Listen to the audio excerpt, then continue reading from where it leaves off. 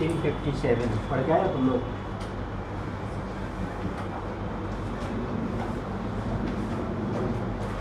हाँ, 57 का विद्रोह पढ़े हो तुम लोग?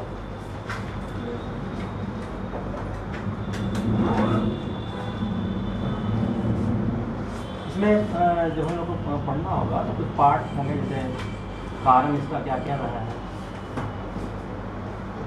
कारण के साथ साथ फिर घटनाक्रम है। कभी क्वेश्चन इसमें स्वरूप से भी रिलेटेड आता है, विद्रोह के स्वरूप, और एक है इसके परिणाम। इस तरह से हम लोग को ये समझना है, कारण, फिर घटनाक्रम और इसके नेचर क्या रहे हैं। तो नेचर में अलग अलग, दोनों का अलग अलग विचार रखता है। उसका परिणाम, ठीक है ना। परिणाम में भी बहुत सारे पॉइंट्स हैं और इससे रिलेटेड जितना भी पॉइंट है वो सारे पॉइंट्स को दिमाग में सेट करने की आवश्यकता है, ठीक है। जैसे सब कारण है यहाँ पर, तो कारण में हम लोगों को अलग अलग, जैसे पॉलिटिकल काउजेज हैं, राजनीतिक कारण, प्रशासनिक कारण, आर्थिक कारण है, सामाजिक है, सैनिक कारण है, सैनिक नहीं तत्कालिक कारण है,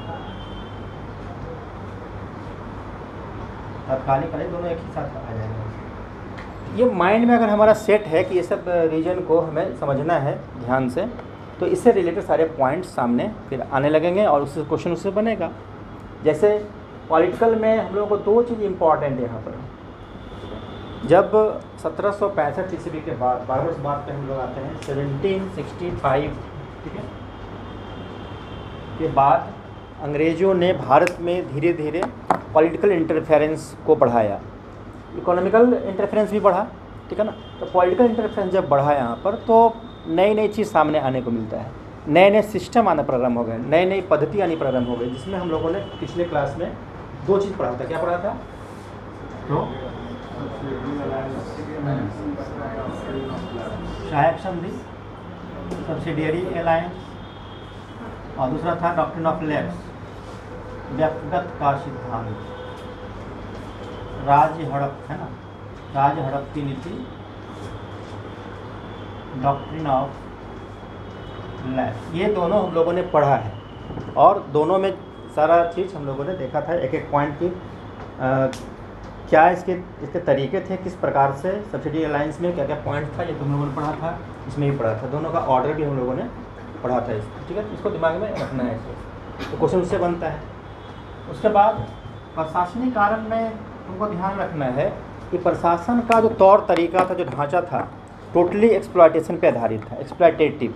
मतलब प्रशासनिक ढांचा इस प्रकार से तैयार ही किया गया था ताकि भारत से, मतलब इंडिया से रिसोर्सेज का अधिक से अधिक एक्सप्लॉइट करके ब्रिटेन ले जाया जा सके और इसके बदले कि इंडिया को कुछ नहीं मिले, इस प्रकार का पॉलिसी अपनाना प्रारंभ हुआ।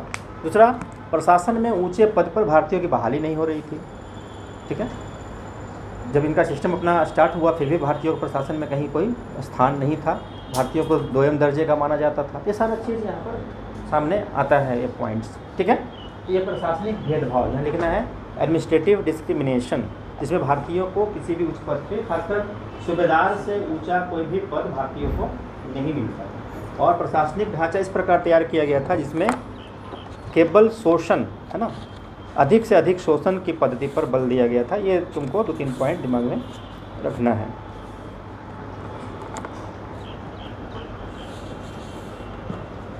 इसके बाद है इकोनॉमिकल काउजेज।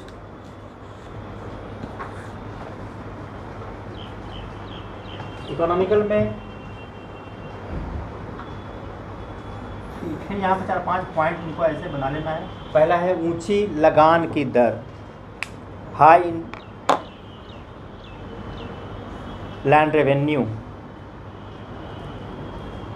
और उसको नहीं चुकाने पर ज़मीन पर कब्जा कर लिया जाता था, ज़मीन को हड़प लिया जाता था, ठीक है ना।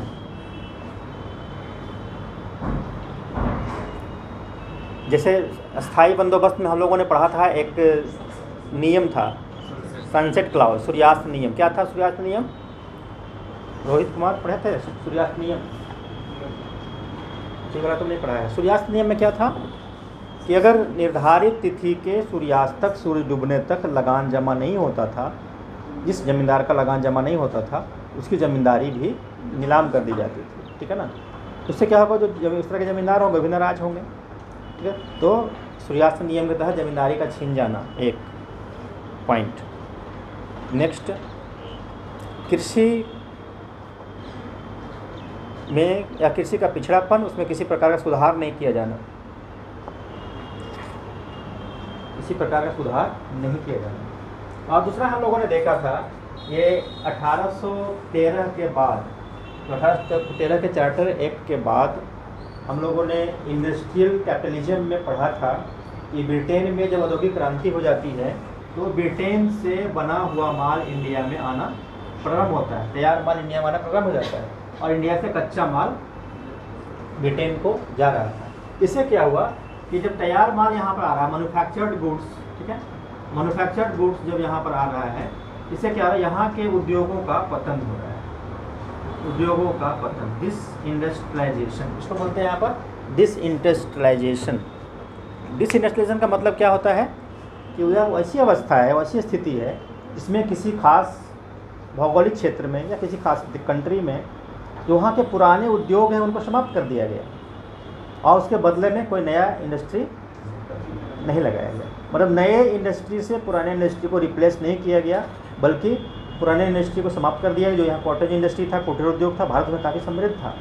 पूरा यूरोपीय वर्ल्ड में भारतीय प्रोडक्ट की मांग थी, लेकिन जब ब्रिटेन में यहाँ पर जब है ना अपना उसके कारखानों में जब मैन्युफैक्चर्ड गुड्स तैयार होने लगे, खासकर सूती वस्त्र वगैरह का काफ़ी इंपॉर्टेंट यहाँ पर स्थान आता है, और जब यहाँ इंपोर्ट होना शुरू हुआ, इंडिया में होना शुरू हो गया, तो भारत के बाज़ार में क्या हुआ, विदेशी वस्तुओं की भरमार हो गई और भारतीय कुटीर उद्योग बना हुआ माल का क्या हुआ, डिमांड धीरे धीरे कम हो गया, उनका महत्व भी कम हो गया। और यही स्थिति ब्रिटेन में भी हुआ। ध्यान रखना है, ब्रिटेन में भी क्या हुआ था, ब्रिटेन में भी जो कुटीर उद्योग थे, पुराने उद्योग थे, उसको समाप्त किया गया। क्लियर है? इसी यही पीरियड है, वो यही पीरियड है, क्योंकि औद्योगिक क्रांति की बात है। तो ब्रिटेन में भी क्या हुआ, पुराने उद्योग को समाप्त किया गया। इंडिया में भी पुराने उद्योग को समाप्त कर दिया गया। तो अंतर क्या हुआ, ब्रिटेन में उसके जगह पर बड़े बड़े इंडस्ट्री लगाए गए, तो वहाँ हो गया इंडस्ट्रियलाइजेशन, इंडस्ट्रियल रेवोल्यूशन। हमारे यहाँ क्या हुआ, कुटीर उद्योग तो बर्बाद हो गया, लेकिन जगह पर नए उद्योग से रिप्लेस उसको नहीं किया गया, इसलिए बोलते हैं डिसइंडस्ट्रियलाइजेशन। यही दोनों में तो अंतर है। इंडस्ट्रियल रेवोल्यूशन वहाँ है, यहाँ डिसइंडस्ट्रियलाइजेशन है। ठीक है, वहाँ औद्योगिक क्रांति है, यहाँ पर क्या है, अनौद्योगिकरण। ये बहुत बड़ा एक कारण है 1857 की क्रांति। तो इससे क्या होगा, यहाँ कुटीर उद्योग का जब ह्रास होगा, भारतीय कुटीर उद्योगों का ह्रास होगा, तो यहाँ के मजदूरों का क्या होगा, मजदूरी छीन जाएगी, रोजगार छीन जाएगा।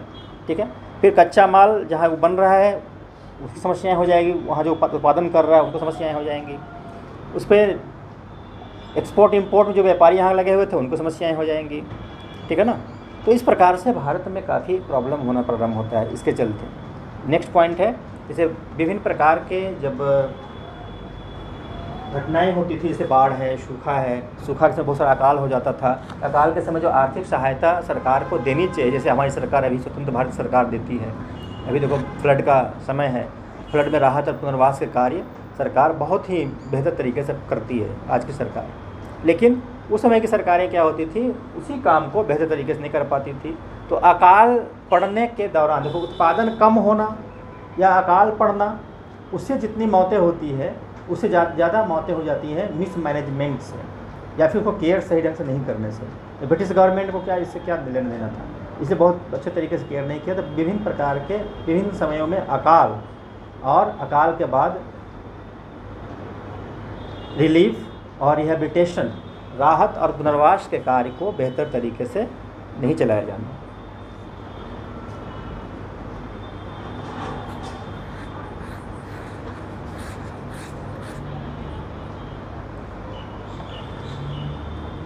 ठीक है,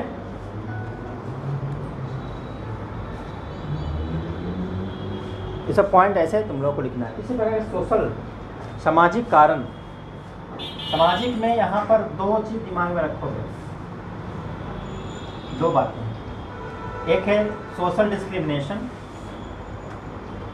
सामाजिक भेदभाव, सोशल डिस्क्रिमिनेशन सामाजिक भेदभाव, और दूसरा है सामाजिक सुधार के कार्यक्रम चलाए गए, उससे भी भारतीय नाराज होते हैं। तो दो चीज़ें, सामाजिक भेदभाव, गोरे काले का भेद, एक पहला, अंग्रेज अपने आप को प्रजातिगत दृष्टिकोण से श्रेष्ठ समझते थे, उसको बोलते हैं रेशियल डिस्क्रिमिनेशन, इंग्लिश में बोलते हैं रेशियल डिस्क्रिमिनेशन, प्रजातिगत भेदभाव, नस्लीय भेदभाव, नस्ल संबंधी भेदभाव, ठीक है। तो इसी आधार पर भारतीयों को निम्न कैटेगरी का जाना जाता है, भाई काले हैं और यहाँ के लोगों को अंग्रेज़ों के समक्ष, है ना, बराबरी का दर्जा नहीं दे सकता है। यही कारण था कि एक उसमें तुम पढ़ोगे, इसको नोट भी कर लेना है, कि यूरोपीय लोगों के मामले को भारतीय जज सुनवाई नहीं कर सकते थे। यूरोपीय लोगों के मामलों को भारतीय जज सुनवाई नहीं कर सकते थे। ये बात की बात आती है ना, ये एक बहुत बड़ा केस आता है, ये बाद में आता है, इस पर इल्बर्ट बिल विवाद बाद में आएगा, ठीक है ना। ये एक एग्जाम्पल दिया जा रहा है, ये तो 1857 के बाद में इल्बर्ट बिल आता है, लेकिन एक एग्जाम्पल बताया जा रहा है किस प्रकार से डिस्क्रिमिनेट करता था वो, ठीक है। तो रेशियल डिस्क्रिमिनेशन में सबसे इंपॉर्टेंट चीज़, बाद में तुम जानोगे महात्मा गांधी जब आएंगे तो वहाँ पर उनको ट्रेन्स में थर्ड जो श्रेणी की बोगी थी, जो बैठने के लिए उनको कहा जा रहा था, ठीक है ना। तो वो सब बाद में आएगा, जो गांधी जी जब आएंगे तब होगा ये सब चीज़। लेकिन ये अंग्रेज अपने आप को श्रेष्ठ समझ रहे थे, तो भारतीयों को कहीं ना कहीं से निराशा होती थी, समस्याएं होती थी, ठीक है ना। ये था सबसे इम्पॉर्टेंट है सोशल रिफॉर्म्स। सोशल रिफॉर्म्स में भारतीय जो ऑर्थोडॉक्स सोसाइटी है, रूढ़िवादी समाज को जो सामाजिक सुधार अंग्रेजों ने किया था वो उन लोगों को पसंद नहीं आया। जैसे क्लास में उन्होंने बताया था सती प्रथा निषेध अधिनियम, ठीक है, 1829, और उसमें एक्ट भी याद रखना है, एक्ट नंबर 17 है ना, 17, ठीक है। तो सती प्रथा, दूसरा है विधवा पुनर्विवाह, 1856 में आया था।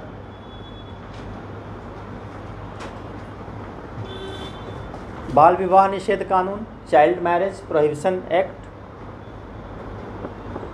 इससे क्या हुआ कि भारतीय रूढ़िवादी वर्ग नाराज हो गया।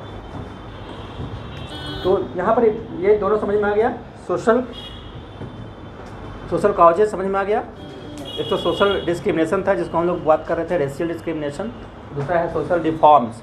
सोशल रिफॉर्म्स के चलते भारतीय रूढ़िवादी वर्ग के लोग काफ़ी निराश हुए, नाराज हुए, और उन्होंने विद्रोह की भावना को बढ़ाने में, उसको बलवती करने में, है ना, उसको सपोर्ट करने में काफ़ी इम्पोर्टेंट रोल निभाया था। इसमें तुम धार्मिक कार्य भी जोड़ दोगे, ठीक है ना, इसमें एक धार्मिक भी तुम जोड़ सकते हो, धार्मिक अलग से, रिलीजियस। एक तो धर्म प्रचार था पहला, लिख लेना धर्म प्रचार।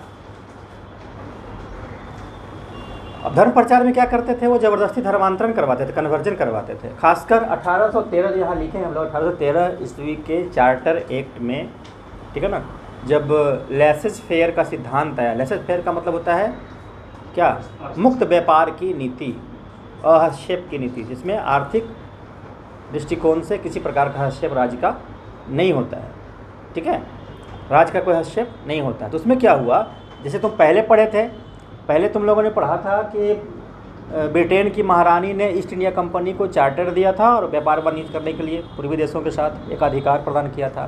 तो मतलब अन्य कंपनी को यह व्यापार करने की छूट नहीं थी। लेकिन लेसेस फेयर में क्या हो गया, ब्रिटेन के सारी कंपनी जो थी, सारे कंपनियों को, सभी को भारत में व्यापार वाणिज्य करने की छूट मिल गई। मतलब ईस्ट इंडिया कंपनी का एकाधिकार समाप्त हो गया, ठीक है। तो जब बहुत सारे व्यापारी यहाँ पर आने लगे, उनको छूट मिल गई, तो साथ में ईसाई धर्म प्रचारक भी यहाँ पर आए, ठीक है। ईसाई धर्म प्रचारक, ईसाई मिशनरी बोलते हैं उसको। ईसाई मिशनरी भारत में आना प्रारंभ किया, और यहाँ आने के बाद उन्होंने अपना धर्म प्रचार का काम किया। यहाँ के लोगों को ईसाई धर्म में कन्वर्जन कराने पर ज़्यादा ध्यान दिया, जो फोकस किया, जोर दिया उस पर। इससे भारतीय काफ़ी नाराज़ होते हैं। तो धर्म परिवर्तन एक बहुत बड़ा मुद्दा था। स्कूल, अस्पताल, जेल में धर्म प्रचार के लिए उन्होंने क्या किया, बहुत सारा काम किया।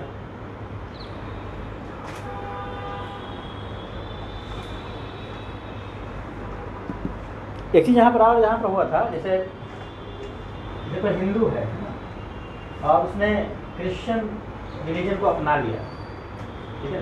तो पहले क्या नियम था, अगर कोई हिंदू धर्म का व्यक्ति है और दूसरा धर्म अगर अपना लिया, कन्वर्जन किया है, उसको संपत्ति क्या होगी, संपत्ति उसको नहीं मिलेगी। ये था हमारे यहाँ। अगर तुम दूसरा धर्म अपना लेते हो, खासकर हिंदू धर्म हो और तुम ईसाई धर्म अपना लिए, ठीक है, तो तुमको संपत्ति से वंचित कर दिया जाएगा। लेकिन यहाँ पर सरकार ने नियम बना दिया कि अगर कोई भी व्यक्ति हिंदू धर्म का है अगर और वो ईसाई धर्म स्वीकार करता है, उसको संपत्ति से वंचित नहीं किया जाएगा, मतलब संपत्ति का अधिकार उसका बना रहेगा। इसको ओके कर दिया। इससे क्या हुआ कि धर्म परिवर्तन करने से कोई टेंशन नहीं था। संपत्ति बहुत इंपॉर्टेंट चीज़ है। धन संपत्ति ही क्या होता है, लोगों को कुछ करने के लिए, सही करने के लिए भी और कुछ गलत करने के लिए भी, ठीक है, प्रमोट करती है।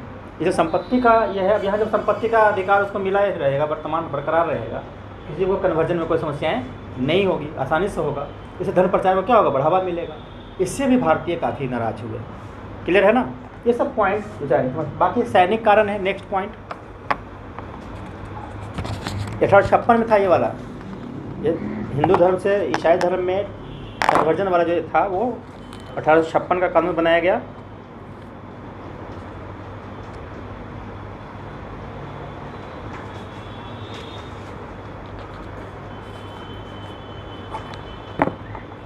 सैनिक कारण, मिलिट्री कॉजेज, इसमें 1856 में बहुत से विद्रोह होते हैं जिस पर तुम लोग को आना है। सैनिकों के साथ भी भेदभाव किया जाता था, ठीक है।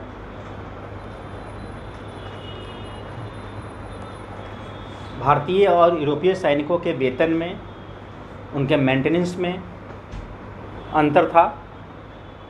उच्च पदों पर केवल अंग्रेज ऑफिसर ही बहाल किए जाते थे।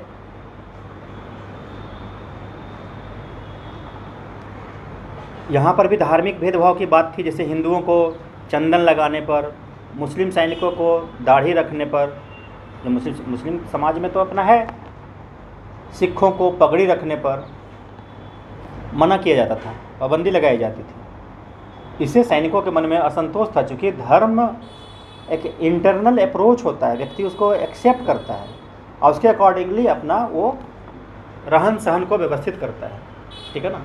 इसीलिए हिंदू धर्म के लोग अलग तरीके से रहते हैं, इस्लाम धर्म लोग अलग तरीके से रहते हैं, सिख लोग अलग, अपना सबका अपना अपना रहन सहन है। बौद्ध जैन सबका देखते हो अलग अलग रहन सहन है। यहाँ पर यही चीज़ था। तो यहाँ पर था कि लोगों को मना किया जाता था, इससे भारतीय लोग काफ़ी नाराज़ थे।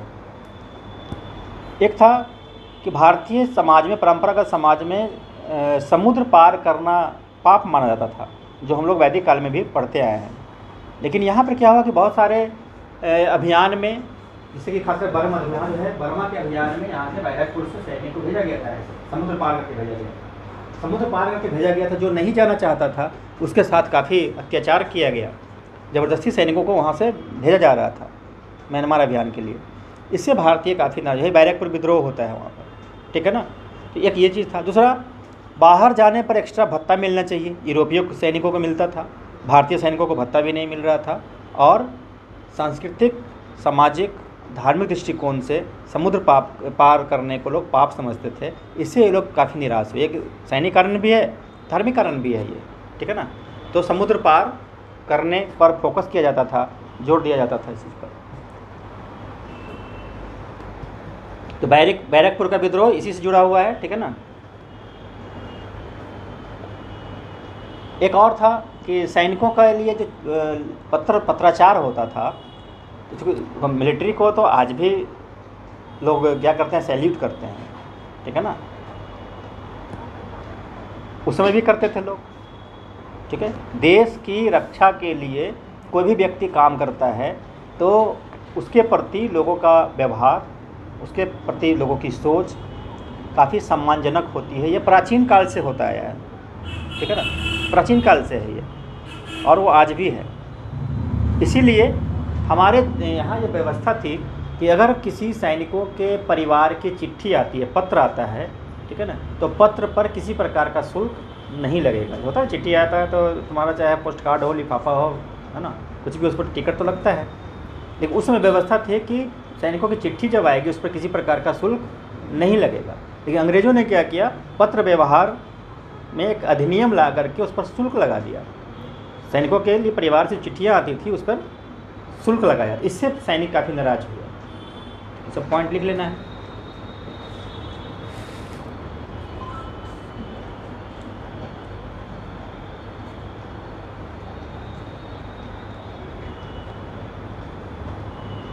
ठीक है, ये सब कारण था सैनिकों के, बहुत सारे भेदभाव होता रहता था। और इसी से जुड़ा हुआ है तात्कालिक कारण जिसके चलते विद्रोह स्टार्ट होता है, आरंभ होता है। जैसे इनफील्ड राइफल का प्रयोग।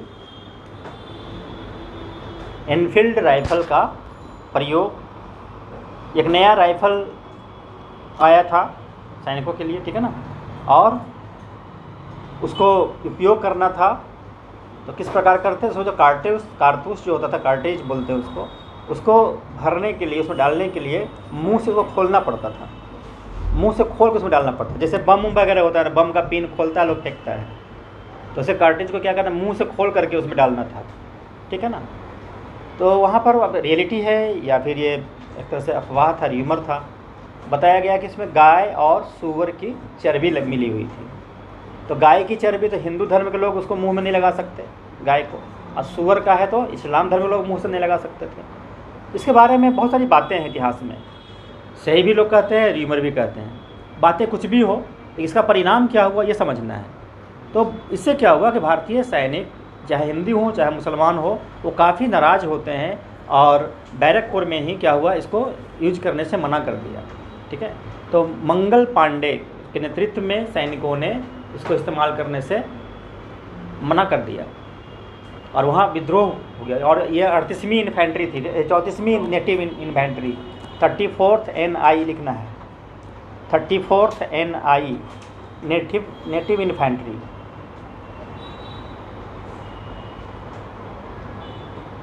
तो मंगल पांडे ने विद्रोह कर दिया, उनको बैरकपुर में गिरफ्तार किया गया और वहाँ से फिर मेरठ लाया गया। और 10 मई 1857 को सैनिकों ने एकजुट होकर विद्रोह को आरंभ किया था, ठीक है। ये मंगल पांडे थे, 34वीं नेटिव इन्फेंट्री थे, है ना।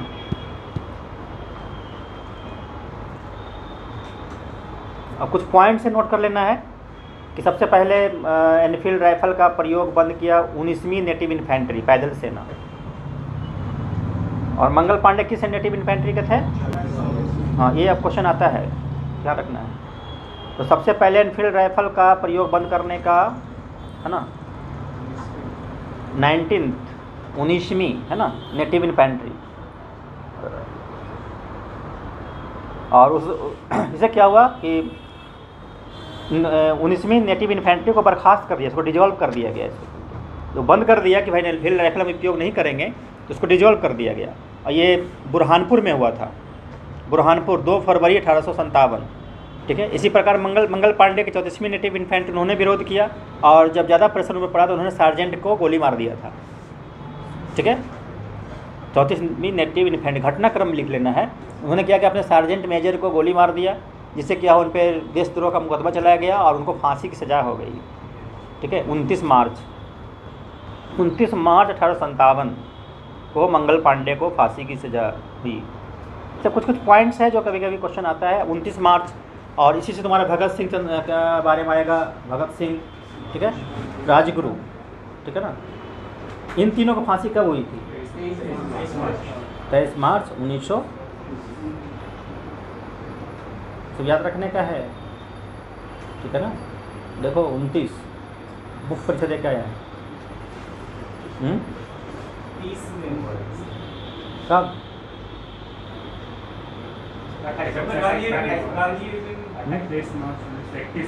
31। ये क्यों बता रहे हैं हम ऐसे? मार्च है तो वो डेट याद बोलता है, बोलो डेट याद करने में कठिनाई होती है। कुछ लोग बोलता है कि डेट याद करने में कठिनाई होती है सर। तो डेट याद करने में कठिनाई को दूर करने का तरीका यही है। 29 मार्च, अच्छा 29 मार्च 1857 था और भगत सिंह को भक्त सुखदेव और राजगुरु को 23 मार्च था, ठीक है। अब ईस्वी सन 1931 था, अभी नहीं, उसी में मिला देना दोनों को एक ही में, ठीक है ना। तो ऐसे याद करने का ये तरीका है, छोटी छोटी बातें हैं ये सब, ध्यान रखना है। चलो आगे। उसके बाद 24 अप्रैल 1857 को मेरठ छावनी में विद्रोह हुआ। 85 सैनिकों ने काम करने से वहाँ बंद कर दिया था और उन लोगों को 10 साल की सज़ा हुई थी, 10 साल की सज़ा हुई थी। और 9 मई को सैनिकों को अपमानित भी किया गया, उसको नेकेड कर दिया गया, कपड़ा वगैरह उतरवा दिया गया था, ठीक है, मेरठ में। और 10 मई 1857 को ये देख रहे हैं, ये विद्रोह प्रारंभ होता है। दिन था संडे, मेरठ में हुआ है स्टार्ट ये विद्रोह, ध्यान रखना है। 10 मई 1857 को विद्रोह स्टार्ट होता है, कहाँ? मेरठ से। रविवार का दिन था, शाम में विद्रोह, ठीक है, शुरू होता है 5 से 6 बजे शाम में, ऐसा बताया जाता है। और ये विद्रोहियों ने क्या किया, जो 85 सैनिकों को गिरफ्तार करके जेल की सज़ा दी गई थी, सबको छुड़ा करके वहाँ से ले गए और मेरठ से दिल्ली की ओर उन्होंने कुछ किया।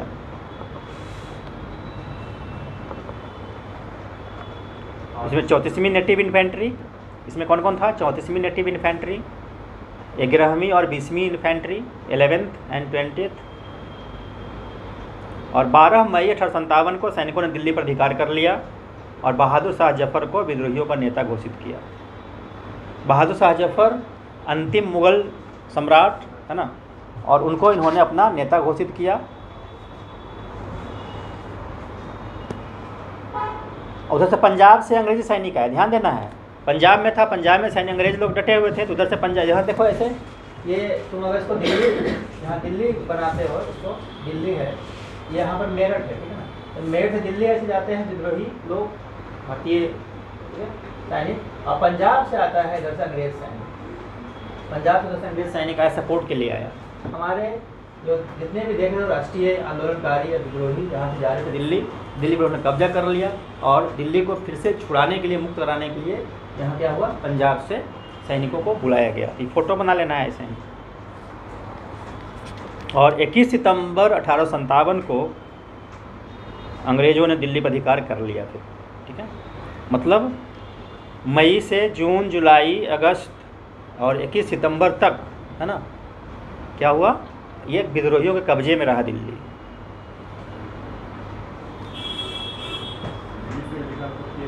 इक्कीस सितंबर 1857 को अंग्रेज़ों ने अधिकार कर लिया। 12 मई को भारतीय सैनिकों ने कब्जा कर लिया था, 12 मई, अब 12 को उल्टा 21, है ना, सितंबर। तो अंग्रेज़ों ने दिल्ली पर अधिकार कर लिया। कैप्टन हडसन दिल्ली में था उस समय, कैप्टन हडसन दिल्ली में था, जो बहादुर शाह के 2 पुत्र और पोते को गोली मरवा दिया और लाल किला में दफन करवा दिया। यहाँ पर एक काम और आप करेंगे, एक चार्ट बनाएंगे, ठीक है ना। एक चार्ट में एक तरफ लिखेंगे विद्रोह का स्थल, विद्रोही नेता और अंग्रेज कमांडर। ये 3 तरह से उसको 3 कॉलम बनाना है।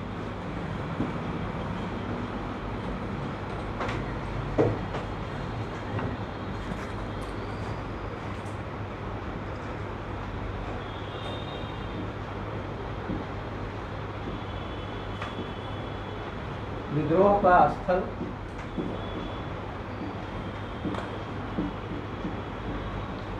विद्रोही नेता और अंग्रेज कमांडर, ऐसे करके बना लेना है, इस तरह से बना लेना है, ठीक है। उसमें कुछ इंपॉर्टेंट जगह का नाम लिख लेना है। सबसे पहले दिल्ली लिख लो, दिल्ली विद्रोही नेता थे। पहले तो हम लोग बात करें, बहादुर शाह जफ़र को इन्होंने अपना नेता मान लिया। तो मेन जो नेता है विद्रोहियों का, कमांडर कौन था? बहादुर शाह जफ़र। ऊपर में लिख लो, बहादुर शाह जफ़र मेन लीडर यही है। और वहाँ पर सैनिक नेतृत्व किया था वक्त खान, वक्त खान, है ना। ये दिल्ली की बात हम लोग कर रहे हैं, वक्त खान। बहादुर शाह जफ़र तो यहाँ है नहीं, है ना, तो मेन लीडर ही था। और यहाँ अंग्रेज कमांडर था निकोलसन और कैप्टन हडसन। कैप्टन हडसन और निकोलसन। ऐसे करके जो फैक्चुअल हो जाएगा, पूरा फैक्ट्स होगा, इसमें याद रखना पड़ेगा। कानपुर में नाना साहब लिख लो। कानपुर में नाना साहब, वहाँ बिठूर बोलते हैं, बिठूर नामक जगह पर है। और वहाँ अंग्रेज़ था जनरल हैवलॉक, और निकोलसन भी वहाँ पर आता है बाद में। जनरल हैवलॉक और निकोलसन। फतेहपुर में अजीमुल्ला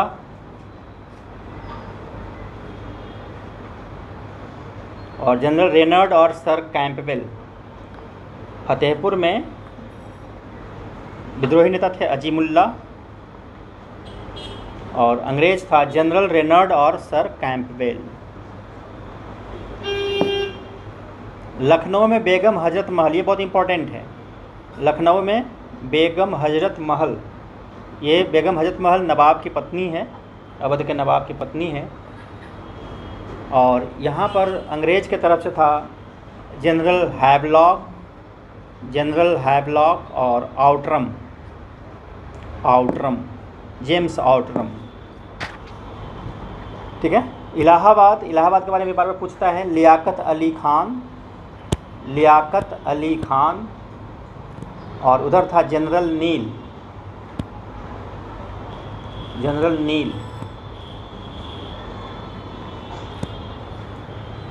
ठीक है। झांसी बहुत प्रसिद्ध है, झांसी रानी लक्ष्मीबाई।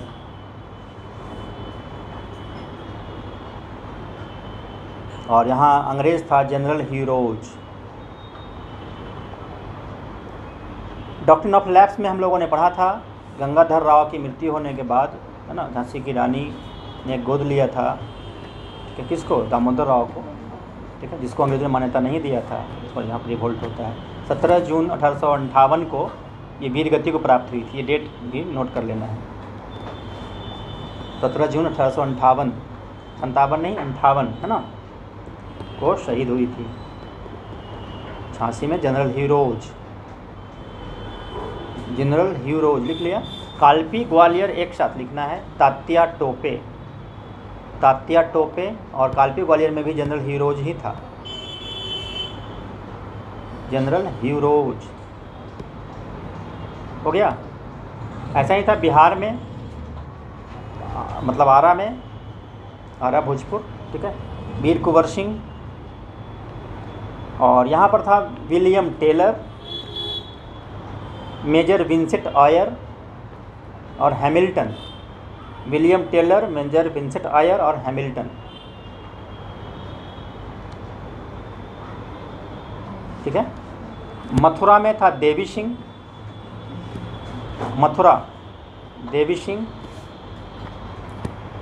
मेरठ कदम सिंह, फास्ट लिखो, मेरठ कदम सिंह। फैजाबाद मौलवी अब्दुल्ला, है ना, अहमदुल्ला। हरियाणा में राव तुलाराम। संबलपुर में सुरेंद्र शाही, और बरेली में खान बहादुर खान।